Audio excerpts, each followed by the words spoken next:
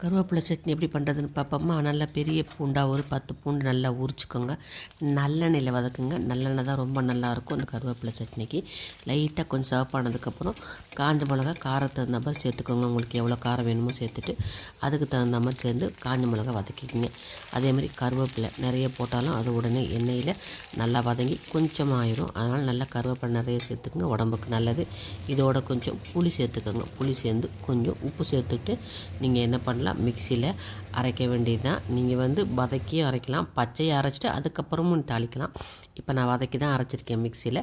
அதுக்கப்புறம் நீங்கள் கடுகு போட்டு தாளித்து நல்ல நிறைய ஊற்றிட்டு நீங்கள் இந்த அரைச்ச மிக்சியில் அரைச்ச விழுது அதில் போட்டு அப்படியே வதக்கிட்டே இருக்கணுங்க.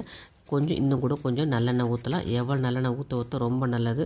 உடம்புக்கு ஹெல்த்தியான ஒன்று. தோசைக்கு தொட்டு சாப்பிட்லாம், ரொம்ப அருமையாக இருக்கும். ஊத்தாப்பத்துக்கு எல்லாத்துக்குமே சைட் டிஷ்ஷுக்கு ரொம்ப அருமையான ஒரு ஹெல்த்தியான